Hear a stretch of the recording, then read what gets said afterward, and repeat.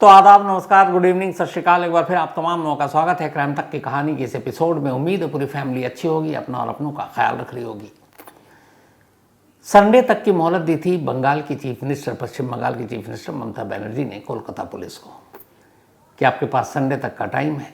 आप उस trainee junior doctor जिनका कत्ल हुआ, कत्ल से पहले रेप हुआ, उस पर मामले की इन्वेस्टिगेशन और जांच को पूरी कर लें, और अगर आप नहीं कर पाते हैं तो फिर ये केस सीबीआई को सौंप देंगे।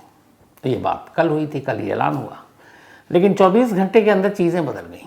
बहुत सारी पिटीशन कोलकाता हाई कोर्ट में पहुंची और आजकल कोर्ट और पॉलिटिक्स और सरकार बड़ा चल रहा है। तो फिर कोलकाता हाई कोर्ट ने ये फैसला सुनाया कि नहीं, जिस तरीके से चीज़ें चल रही हैं, जिस मेडिकल कॉलेज के प्रिंसिपल ने खुद इस्तीफ़ा दे दिया इस इंसिडेंट के बाद, उनको सरकार ने किसी और हॉस्पिटल का प्रिंसिपल बना दिया, कैसे, क्यों? तो फिर कोलकाता हाई कोर्ट ने कहा ना, कोलकाता पुलिस से ये केस वापस लीजिए और सीबीआई को मैं सौंप रहा हूँ। और हाई कोर्ट के आदेश से अब इस मामले की जांच सीबीआई को सौंप दी गई है। 3 हफ्ते बाद इसकी दोबारा सुनवाई होगी। उसी सीबीआई को ये केस सौंपा गया है। जिस सीबीआई ने आरुषि केस को हैंडल किया, जिस सीबीआई ने निठारी केस को हैंडल किया, जिस सीबीआई ने रिजवानुर रहमान केस को हैंडल किया, जो कोलकाता में एक लक्स घराने की मामला था और मर्डर केस, जिस सीबीआई ने सुशांत सिंह राजपूत के केस को हैंडल किया, और ये जो अभी तो 4 ही बानगी बताई आपको, इन केस का क्या हश्र हुआ है आप सब जानते हैं। अब वही सीबीआई इस मामले की जांच करेगी। तो ऊपर वाला खैर करे कि इस मामले की जांच कब पूरी होती है और कब चीज़ें सामने आती है। तब तक शायद हम सब कुछ तो भूल ही जाएंगे। ये तो रही पुलिस, पॉलिटिक्स, कोर्ट की बातें। अब फैक्ट्स की बातें करते हैं, जो हम लोगों का काम है क्राइम रिपोर्टर के तौर पर। जूनियर डॉक्टर का पोस्टमार्टम डॉक्टरों के एक पैनल ने किया। इन कैमरा ये पोस्टमार्टम हुआ क्योंकि मामला थोड़ा कंट्रोवर्शियल है और फिर शक भी हो रहा है कि स्टेट पुलिस हेरफेर कर सकती है, इसलिए सीबीआई को सौंपा गया। तो इन कैमरा ये पोस्टमार्टम हुआ, डॉक्टरों के पैनल ने किया और उस पोस्टमार्टम की रिपोर्ट आई है। पहले रिपोर्ट और उसके बाद पूरी कहानी।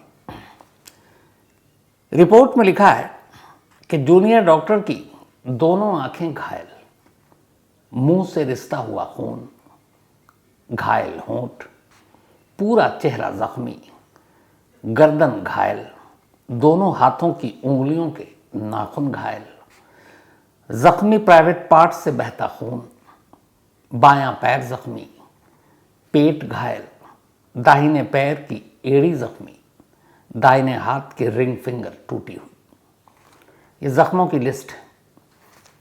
अगर इस लिस्ट की पूरी कहानी आपको सिलसिलावार सुना दूं तो कलेजा फट जाएगा, इसलिए उसे रहने दीजिए। अब ये जख्मों की लिस्ट तो आपने सुन ली। बहुत सारे लोगों के मन में सवाल था कि वो दोनों आंखों से खून क्यों रिस रहा था। तो जब कोलकाता पुलिस के आरोपी संजय रॉय ने इस जूनियर डॉक्टर पर हमला किया, तब जूनियर डॉक्टर स्पेक्स पहना करती थी, चश्मा, और इस जद्दोजहद में चश्मे के दोनों शीशे टूट गए, ग्लास, और वही गिलास उनकी आंखों में चुभ गए और इसी वजह से दोनों आंखें जख्मी हो गई थी और उनसे खून रिस रहा था। ये पोस्टमार्टम रिपोर्ट में कहा गया है। अब एक लोग थे या एक से ज़्यादा थे, ये पोस्टमार्टम रिपोर्ट तो बताएगी नहीं। ये डीएनए रिपोर्ट के ज़रिए क्लियर होगा, तो डीएनए रिपोर्ट का इंतज़ार कीजिए और तब पता चलेगा। लेकिन एक सवाल जो हर एक के मन में है वो ये कि आखिर संजय रॉय ने इस जूनियर डॉक्टर को अपना निशाना क्यों बनाया? उसने इतनी दरिंदगी क्यों दिखाई, ऐसी हैवानियत क्यों की? क्या वो उस जूनियर डॉक्टर को पहले से जानता था, पीछा करता था, एक तरफा इश्क करता था? क्या था मामला?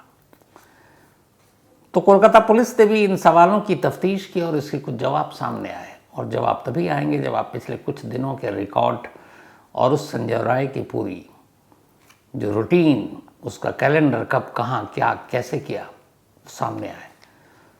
तो कोलकाता पुलिस ने उसकी पूरी कुंडली खंगाली और फिर कहानी जो है 5 अगस्त से शुरू की।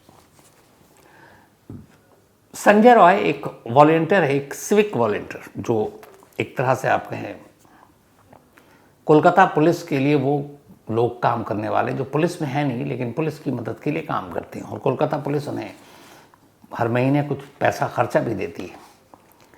तो संजय राय ने सबसे पहले 2019 में कोलकाता पुलिस के आपदा प्रबंधन जो होता है, डिज़ास्टर मैनेजमेंट, उसको ज्वाइन किया था एक वॉलंटियर के तौर पर।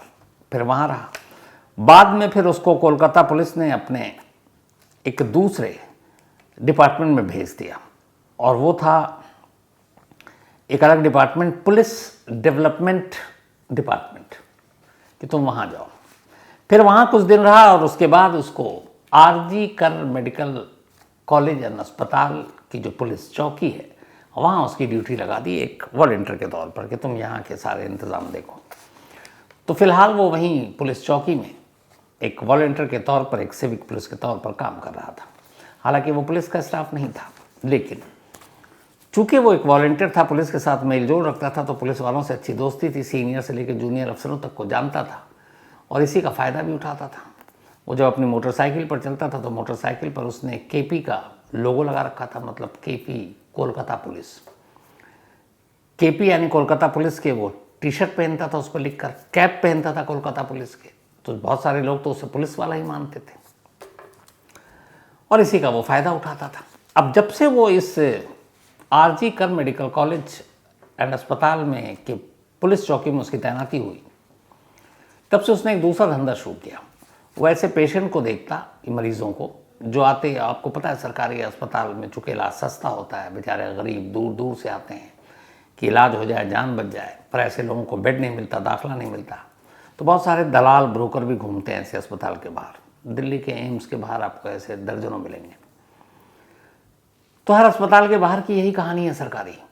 तो इसे भी पता था, अब ये वहीं पे चूँकि था उस चौकी में, तो इन मरीज़ों को देखता, ताड़ता, फिर देखता कि इसमें से कौन एडमिट होने वाले हैं, कौन पैसा दे सकता है, और फिर इसकी चूँकि पहुँच थी हॉस्पिटल के अंदर, जान पहचान थी, तो उनको दाखिला दिलाने के नाम पर कहीं से पैसे लेता, ब्रोकर के तौर पर, दलाली के तौर पर, और यही काम किया करता था। 8 अगस्त और 9 अगस्त की ये घटना है, लेकिन इससे पहले संजय राय क्या कर रहा था। तो कहानी शुरू होती है 5 अगस्त से। 5 अगस्त को संजय कोलकाता से दूर जाता है, खड़गपुर में एक जगह है सलवा, उस सलवा में वो पहुंचता है। 5 अगस्त की सुबह निकलता है कोलकाता से और सलवा पहुंचता है खड़गपुर के पास, और वो इसलिए जाता है कि वहाँ पुलिस वेलफेयर सोसाइटी की एक मीटिंग थी और उस मीटिंग में तमाम वॉलंटियर भी आए हुए थे। तो 5 अगस्त को ये वहाँ पहुँचता है, 5 को वहीं रहता है, 6 को वहीं रहता है, 7 को वहीं रहता है। 8 अगस्त की सुबह ये सारी मीटिंग खत्म, उसके बाद अब ये वहाँ से निकलता है और कोलकाता पहुँचता है। 8 अगस्त को सुबह कोलकाता आने के बाद ये उधर उधर अपना रहता है। अच्छा, चूंकि ये एक वॉलंटियर था, पुलिस से जान पहचान थी, तो ये अक्सर पुलिस के जो बैरक होते हैं, जब बहुत सारे पुलिस वाले ड्यूटी करके थकते हैं तो आके वहाँ आराम करते हैं, सो जाते हैं। तो कई बैरक को भी अपना लेता था, वहाँ बैरक में जाकर सो जाता था। लोग भी जानते थे यार पुलिस के लिए काम करता है, सो जाओ। तो इस हॉस्पिटल के पास भी एक पुलिस बैरक था, तो ये वहीं सो जाता था। तो उस दिन आया कोलकाता, उसके बाद ये दिन भर इधर उधर भटकता रहा, और जब रात के ठीक 11 बजे तब पहली बार आरजी कर मेडिकल कॉलेज में दाखिल होता है, उसकी बिल्डिंग में वहाँ पहुँचता है। और पहुँचने के बाद अपने एक पेशेंट जिसको इसने पैसा लेकर दाखिल कराया था, उसका हालचाल पूछने के लिए अस्पताल के अंदर जाता। रात के 11 बज रहे हैं अभी। तो 11 बजे वो अस्पताल पहुंचा, यहाँ वो उस मरीज़ से मिला जिससे उसने दिन में भर्ती करवाया। अस्पताल आने के बाद वो मरीज़ कहता है बाकी तो सब ठीक है, एक्सरे नहीं हो रहा अभी तक हमारा। तो कहता चलो एक्सरे कराता हूँ। उस मरीज़ के साथ कुछ तीमारदार भी थे, वो लोग जाते हैं, उसका एक्सरे होता है। एक्सरे कराने के बाद वापस अपने वार्ड में बेड पर लेट जाता है, और संजय राय ये कहकर कि चलो अब ठीक है, कोई परेशानी हो फिर बताना। और वो वहाँ से वार्ड से निकलता है और अस्पताल के कंपाउंड से ही बाहर निकल जाता और चला जाता है। पर इसके आगे क्या होता है वो बताऊँ उससे पहले आपको ये बता दूँ कि एनी द हनीमून मर्डर, ये एक ऐसी कहानी है जो आपको चौंकाएगी, और ये कहानी आप कुकू एफएम के ऑडियो लर्निंग प्लेटफॉर्म पर सुन सकते हैं, एनी द हनीमून मर्डर। अब तक बहुत से लोग कुकू एफएम पर अपने पसंदीदा ऑडियो शो सुन चुके हैं और बहुत सारी नॉलेज गेन भी की, लेकिन अगर आपने अब तक कुकू एफएम के ऑडियो शोज नहीं सुना तो आपके लिए एक शानदार खबर है। आज मैं आपके लिए ख़ास ऑफ़र लेकर आया हूँ, 30 डेज़ फ्री ट्रायल। ये ऑफ़र आपके लिए एकदम मुफ्त। आपको बस कूपन कोड का इस्तेमाल करना है और ये कूपन कोड है CMTK30। हम सभी स्क्रीन पर समय बर्बाद करते हैं और बाद में पछताते हैं। इसे हम डूम स्क्रॉलिंग कहते हैं। इसके बजाय कुकू एफएम का 30 दिन का फ्री ट्रायल आपके लिए एक बेहतरीन मौका है। इस दौरान आप अपने करियर, फाइनेंशियल गाइडेंस, नॉलेज को इम्प्रूव कर सकते हैं। इस 30 डेज फ्री ट्रायल में आप कुकू एफएम के 5000 प्लस शोज में से किसी भी शो को सुन सकते हैं, वो भी बिल्कुल मुफ्त। तो बिना देर किए अभी कुकू एफएम को डाउनलोड करें और कूपन कोड CMTK30 का इस्तेमाल करके इस ऑफ़र को अवेल करें। अपने दोस्तों और परिवारों को भी शानदार ऑफर के बारे में ज़रूर बताएं। याद रखें, after 30 days subscription plan will be activated. जब वो गया तो रात के करीब 11:30 बज रहे थे और 11 बजे वो आया था। इसके बाद लगभग 1.5 घंटे तक वो अस्पताल के बाहर रहता है। अब रात के 1 बज जाते हैं। 1 बजे संजय रॉय एक बार फिर से इसी आरजीकर अस्पताल में दाखिल होता है, रात के 1 बजे। अब तारीख 8 से 9 अगस्त हो गई है, क्योंकि 12 बज चुके हैं। तो 8 अगस्त की रात 11 बजे आया, 11:30 निकल गया और उसके बाद अब 9 अगस्त की रात आ गई। तो वापस वो 1.5 घंटे बाद 1 बजे रात को हॉस्पिटल में दाखिल होता है, हॉस्पिटल में आता है और इस बार वो एक दूसरे मरीज़ को देखने के लिए एक वार्ड में जाता है। इस मरीज़ को भी उसी ने भर्ती करवाया था और इस मरीज़ की सर्जरी थी नेक्स्ट डे, यानी कि जिस 9 अगस्त की रात पहुंचा उसी 9 अगस्त के दिन में। तो सर्जरी से पहले, ऑपरेशन से पहले जो सारी तैयारियां होती हैं वो हो रही थी और ये गया हालचाल पूछने के लिए कि सब ठीक है। थोड़ी देर उसके साथ रहा। फिर उसका एक तीमारदार था, उस तीमारदार जो उस मरीज़ का रिश्तेदार जिसका ऑपरेशन होना था, वो उसके साथ उस वार्ड से बाहर आता है और अब ये दोनों उसी आरजीकर हॉस्पिटल की बिल्डिंग के पिछले हिस्से में जाते हैं, जहाँ सन्नाटा है, सुनसान है, कोई नहीं है। पिछले हिस्से में जाने के बाद दोनों एक पत्थर जैसा एक टेबल सा बना हुआ था या टीला टाइप जो भी कहें, वहाँ दोनों बैठ जाते हैं और वहाँ बैठकर अब दोनों शराब पीते हैं। लगभग रात के 1:30 पौने 2 बजे थे जब इन्होंने शराब पीनी शुरू की। घंटा भर शराब पीते हैं। इसके बाद अब उस तीमारदार को अपने घर लौटना था, वहीं कहीं आसपास में ठहरा हुआ था। तो वो कहता मैं जा रहा हूँ। तो वो कहता ठीक है, तुम रुको, मैं तुम्हारे लिए उबर बाइक कर देता हूँ। वो उसके लिए पैसे भी देता है और पैसे देने के बाद जब उबर बाइक बुक हो जाती है तो कहता अब तुम जाओ।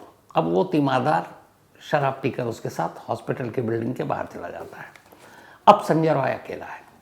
रात के लगभग अब 3 बज चुके हैं। 3 बजने के बाद अब वो सोचता है कि कहाँ जाऊँ। फिर उसे लगता है कि चलो कहीं आराम करते हैं।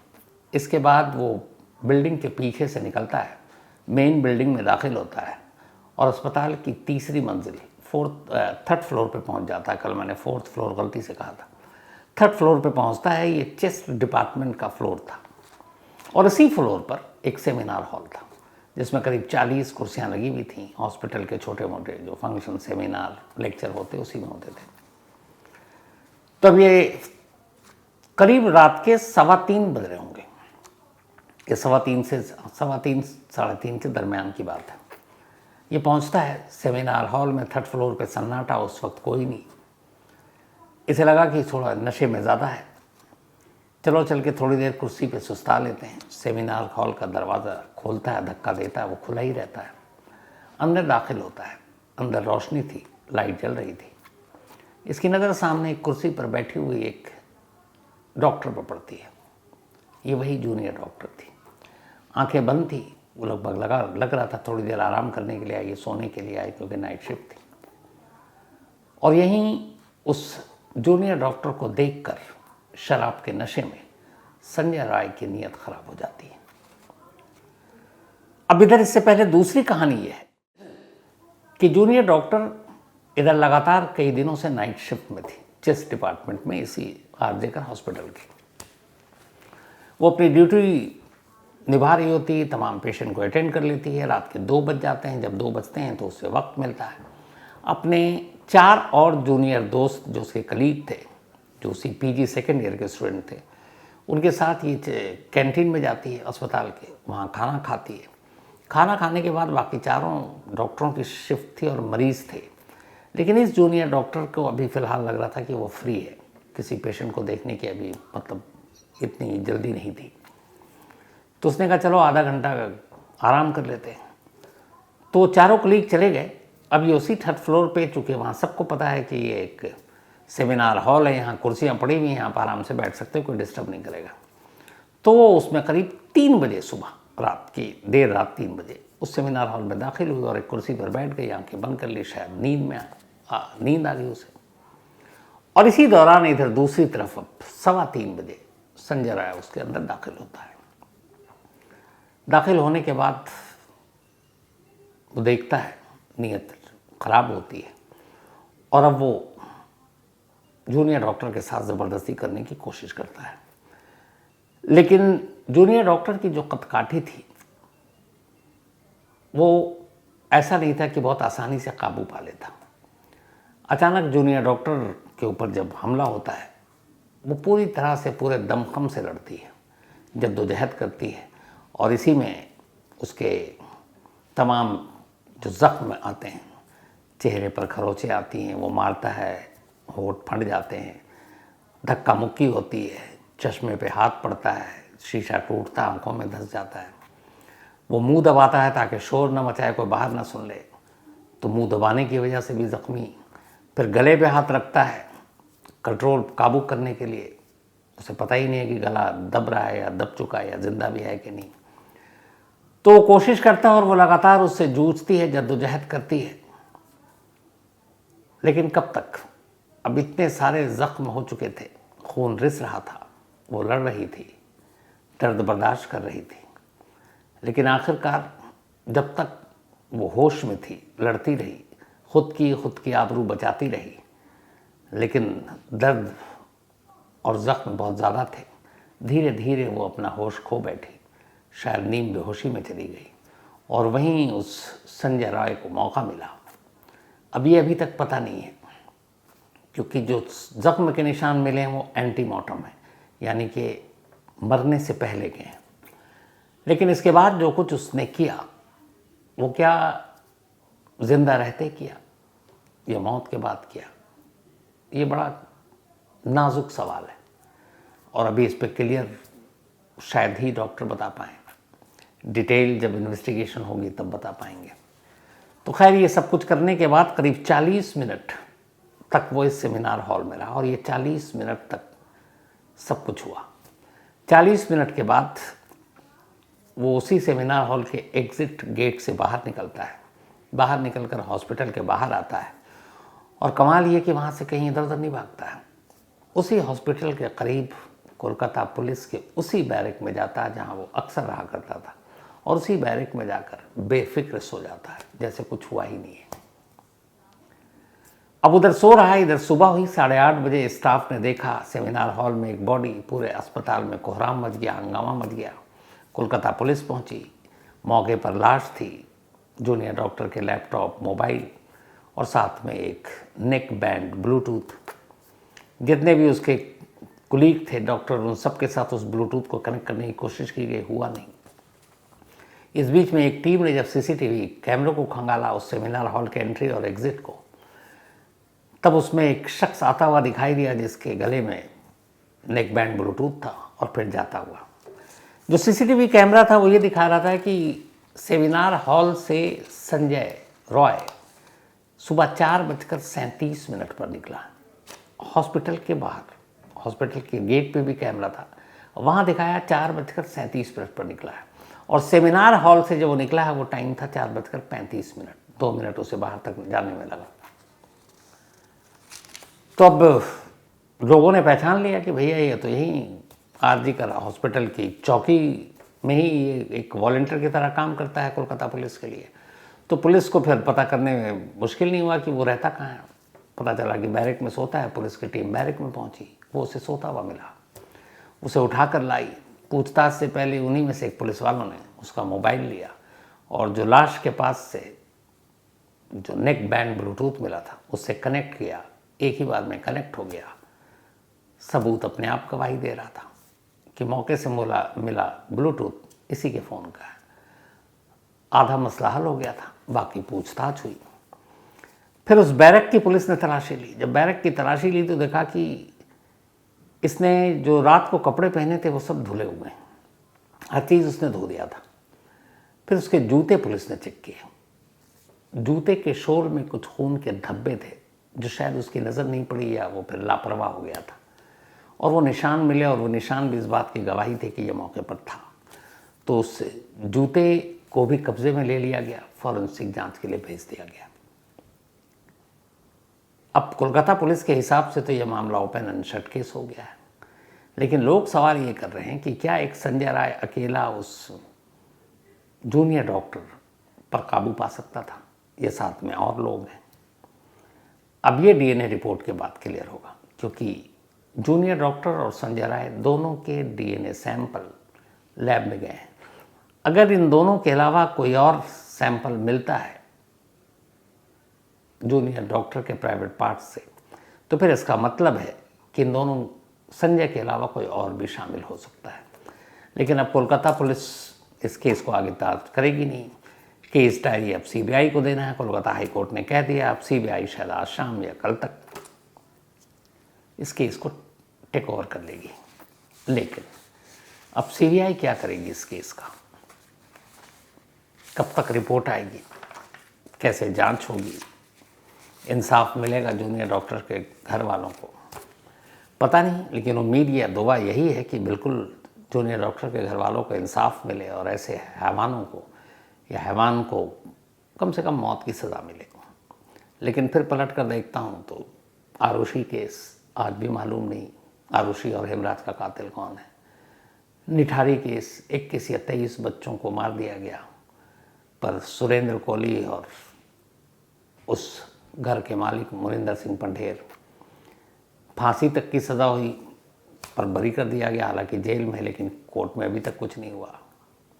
रिजवान केस कुछ नहीं हुआ। सुशांत सिंह राजपूत केस 4 साल हो गए, कुछ नहीं हुआ। और पता नहीं कितने केस, पता नहीं इस केस का क्या हश्र होगा। लेकिन उम्मीद और दुआ यह है कि ये जल्द से जल्द हल हो जाए। अब आज चूंकि ये कहानी सुनानी थी और ज़रूरी थी, इसलिए मैंने कल आपसे एक चीज़ कही थी कि बहुत ख़ास बात है, तो वो कल के लिए टाल रहा हूँ। असल में ये आप लोग हैं, आप में से हर एक कोई, आप सभी जिन्होंने इतना प्यार दिया। मुझे याद है 1 से 10, 10 से 100, 100 से 1000, 1000 से 10,000, 10,000 से 50, फिर 1, फिर 2, 3, 4, 5, और आज 1 करोड़, 10 मिलियन, 1 करोड़। पहले मुझे ये भी पता नहीं था इसमें कितने ज़ीरो लगते हैं। 1 करोड़ की ये फैमिली हुई है। मैं ज़्यादा इधर उधर घुमा फिरा कर नहीं कहूँगा, सीधे एक लाइन में स्ट्रेट फॉरवर्ड। ये सिर्फ आप लोगों की वजह से, क्योंकि आप लोगों ने इतना प्यार दिया, क्या क्या रिश्ते बनाए, उन रिश्तों को निभाया, डांटा, गलतियां बताई, तारीफ भी की। मतलब सच कहूँ तो मुझे कभी ये लगा ही नहीं कि मैं अनजान लोगों को कुछ सुनाता हूँ। ऐसा लगता है जैसे आप में से हर एक सुनने वाला मेरे अपने घर का है, मेरा बहुत करीबी है। वो जिसके साथ मैं कुछ भी बात कर सकता हूँ, शेयर कर सकता हूँ, वो जिसके सामने मैं गलतियाँ कर सकता हूँ, वो जिसके सामने मैं कुछ मांग भी रख सकता हूँ। हालांकि एक चीज़ ये भी मैंने सीखी, मुझे याद है जब शुरुआत की थी, शायद 5-10 हज़ार ही हमारे फैमिली मेम्बर होंगे उस वक्त, तो मैं कहता था कि प्लीज़ आप क्राइम तक को सब्सक्राइब करें, लाइक करें, शेयर करें। तो मुझे उसी वक्त 4-5 मेल आए, शायद मैंने कहीं नाम नोट करके रखा उन होगा, अगर मिल गया तो मैं ज़रूर सुनाऊंगा। तो उन सभी ने एक लाइन कही थी कॉमन कि सर प्लीज़ आप सब्सक्राइब करने के लिए मत बोला कीजिए, बड़ा बुरा लगता है आपके मुँह से सुनकर। पता नहीं क्या हुआ, मैंने उसको पढ़ा और मुझे भी बहुत अजीब लगा, लेकिन मैंने देखा कि पूरी दुनिया तो कहती है कि सब्सक्राइब करो, लाइक करो, शेयर करो। तो मैं बोलता हूँ तो क्या गलत है, लेकिन फिर लगा नहीं, वो शायद एक दूसरा रिश्ता है, यहाँ शायद एक फैमिली वाला रिश्ता, और इसीलिए मैं क्राइम तक फैमिली मानता हूँ। वो दिन है, आज का दिन है। मुझे नहीं लगता पिछले 3-4 सालों में कभी आपने मेरे मुंह से सुना होगा कि आप क्राइम तक को सब्सक्राइब कीजिए। मैंने फिर कभी नहीं बोला, वो इसलिए कि मेरा भरोसा था कि फैमिली है, फैमिली से कुछ और बातें कर लो यार, ये सब नहीं। तो ये आपका भरोसा, आपका प्यार है। मेरी कोशिश होगी कल पूरी क्राइम तक टीम के साथ आपसे बातें करूं, और कल बहुत ज़माना हो गया, रात 9 से 10 1 घंटा लाइव, कोई कहानी नहीं, क्राइम तक के सफ़र की कहानी, और आप तमाम लोगों के जितने मुमकिन हो सके, पॉसिबल हो सके, सवाल और जवाब, जो मन में आपके सवाल हो पूछिए। शॉर्ट में जवाब देकर हर एक के ज़्यादा से ज़्यादा सवाल लेने की कोशिश करूँगा, लेकिन हाँ, कल 9 से 10 पक्का यही करूँगा। और एक बार फिर से दिल से आप तमाम लोगों का शुक्रिया, क्योंकि आप हैं तो हम लोग हैं, आप हैं तो ये सारे आंकड़े हैं, फिगर हैं, लेकिन मोहब्बत से बड़ी कोई चीज़ नहीं। तो थैंक यू सो मच आप तमाम लोगों का। पहले कई लोग कहते थे क्राइम तक फैमिली बहुत बड़ी हो गई, अब मुझे लगता है 1 करोड़ फैमिली। अगर कभी 1 करोड़ फैमिली मतलब क्या बोलूँ, तो इसलिए कुछ नहीं बोलूँगा। कल रात 9 से 10 लाइव सवाल जवाब। लेकिन कहानी ख़त्म करूँ उससे पहले वही अपना आज सिलसिला जो अपना चला आ रहा है। शिवेंद्र श्रीवास्तव हमारे पुराने कुलीग हैं, अब कहीं और हैं, इनका आज जन्मदिन है। Shivendra, happy birthday. ये अब भी हमारे ही एक तरह से फैमिली मेम्बर हैं, टीम मेम्बर हैं, बेशक अलग चैनल में है, लेकिन रिश्ता वही है। थोड़े से ये अजीब से हैं शिवेंद्र श्रीवास्तव। जया जो इनकी वाइफ हैं, उनसे भी मैं बात करता हूँ तो यही लगता है। एक तो बहुत जल्दी मतलब उतावले टाइप एक शब्द होता है ना, वो हो जाते हैं। किसी चीज़ के पीछे पड़ना तो एकदम वैसे ही हो जाते हैं। कभी कभी लगता है कि भाई इस दुनिया का है ही नहीं, लेकिन फिर भी प्यारा है, अच्छा है। तो हैप्पी बर्थडे शिवेंद्र, हमेशा अच्छे रहो, खुश रहो, और थोड़ा सा तुम पैनिक कम हुआ करो, तनाव कम लिया करो, खुश ज़्यादा रहा करो। वैसे रहते हो लेकिन जल्दी जल्दी परेशान भी हो जाते हो। तो हैप्पी बर्थडे। और जो तुम्हारे मन में है, जो तुम्हारी ख्वाहिश है, इच्छा है, तुम देखना इंशाल्लाह एक दिन ज़रूर पूरी होगी। तो हैप्पी बर्थडे। इसके अलावा हुरैन मलिक, इनका भी आज जन्मदिन है, तो हैप्पी बर्थडे हुरैन। हमेशा आप अच्छी रहो, खुश रहो। और ये हीरा एंड शारिया मलिक उनकी बिटियाँ हैं, बल्कि शारिया हैं या शारिक हैं, दोनों में से जो सही है। इसके अलावा स्मिता, इनका भी आज बर्थडे है, तो हैप्पी बर्थडे स्मिता। और ये भेजा है प्रतिभा सावंत ने, हमारे यहाँ भी गौरव सावंत हैं एक। रूमी सैनी या फिर रम्मी सैनी, क्योंकि RUMMY लिखा आपने, तो रूमी सैनी ही होगी, ऑस्ट्रेलिया से हैं, हैप्पी बर्थडे। इसके अलावा रुद्र श्लोका जायसवाल, इनका भी आज जन्मदिन है, तो हैप्पी बर्थडे रुद्र। साथ ही मोहसिन, इनका भी आज बर्थडे, हैप्पी बर्थडे मोहसिन। भेजा है ये सुनील ने। साथ ही आज अनजान कुमार, इनका भी बर्थडे है, तो हैप्पी बर्थडे अनजान। आप हमेशा अच्छे रहें, खुश रहें। और नाम लेना मुनासिब नहीं होगा, इतने सारे मेल आए हैं इस 10 मिलियन या 1 करोड़ के लिए। सुबह से मैंने जो पढ़े तो मुझे लगा कुछ का लूँ और कुछ का छोड़ दूँ, वो नाइंसाफ़ी होगी, और फैमिली में नाइंसाफ़ी बिल्कुल नहीं चलेगी। कल सवाल जवाब रात 9 से 10, जो भी आपके मन में सवाल हो ज़रूर पूछिएगा, और कोशिश करूँगा पूरी जवाब देने की। थैंक यू सो मच एक बार फिर से दिल से पूरी हमारी 1 करोड़ से ज़्यादा क्राइम तक फैमिली मेंबर को। अब तक बहुत से लोग कुकू FM पर अपने पसंदीदा ऑडियो शो सुन चुके हैं और बहुत सारी नॉलेज गेन भी की, लेकिन अगर आपने अब तक कुकू FM के ऑडियो शोज़ नहीं सुना तो आपके लिए एक शानदार खबर है। आज मैं आपके लिए ख़ास ऑफ़र लेकर आया हूँ, 30 डेज़ फ्री ट्रायल। ये ऑफ़र आपके लिए एकदम मुफ्त। आपको बस कूपन कोड का इस्तेमाल करना है, और ये कूपन कोड है CMTK30। मुलाकात कल रात 9 बजे। तब तक आप अपना और अपनों का ख्याल रखिएगा। Thank you very much.